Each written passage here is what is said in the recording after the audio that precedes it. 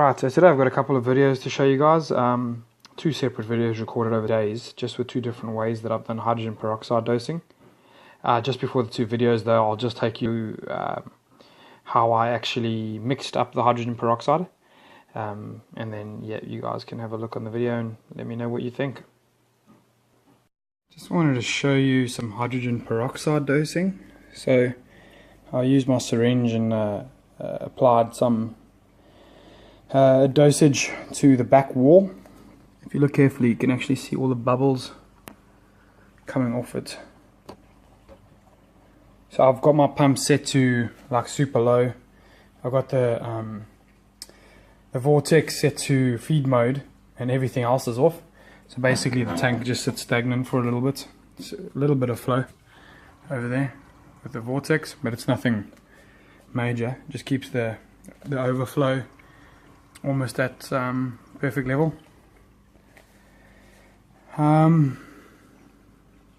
Yeah, so the continuum dosing for me just isn't doing much, to be honest.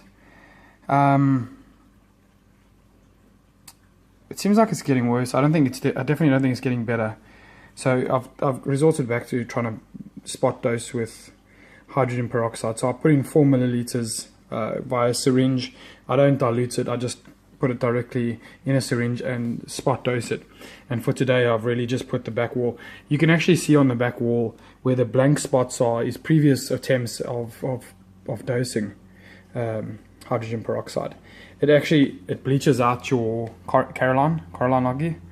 So you can see the back wall is actually recovering, or the back weir system is recovering. That's why there's some white and purple spots. As well as you can see the top of the weir itself. There's actually bleaching on the bottom. So my zoanthiids over there in the back corner seem to be a bit upset that I've put peroxide in that area or vicinity. So yeah, they're closed up. Let's see what happens if they open up again. I also had a bit of this A-can in the front here kind of fell on my stylo over there, so I lost one of the sides, bleached out, kind of stung it, so that's not good. What else? Yeah, that's pretty much it. Right, so this is the hydrogen peroxide that I use. This is I got this from a hydroponics store, but it's basically 50% hydrogen peroxide. If you read there carefully. This is probably not safe, so just be careful if you do get this. It's corrosive, so if it gets onto your skin, it burns a lot. The other thing I bought was this syringe. I got it off eBay. The needles is hard to get, but this is actually called a draw up needle. It's not sharp at the end, it's actually just blunt.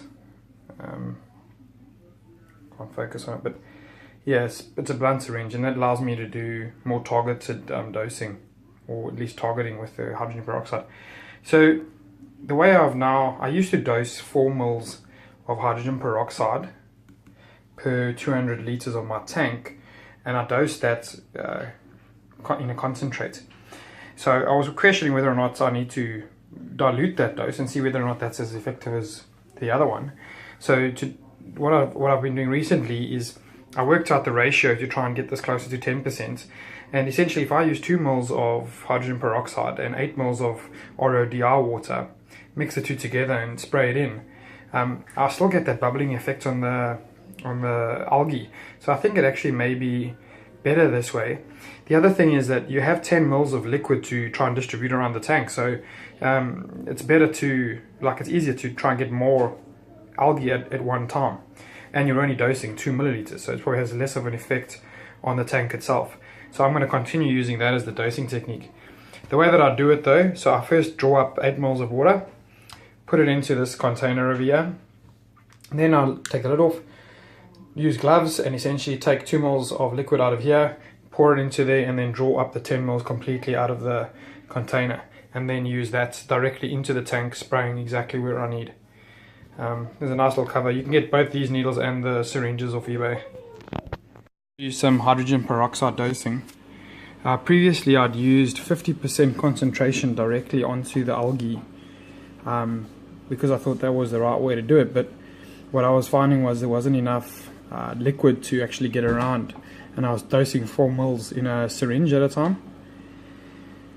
Today I decided to test with using 4 mils or 2 mils of hydrogen peroxide with 8 mils of RODI water, which gave me about 10 mils in total, but what it gave me was a lot more place to actually squirt the liquid into. In this case I've actually sprayed at the front here, sprayed at the back down there.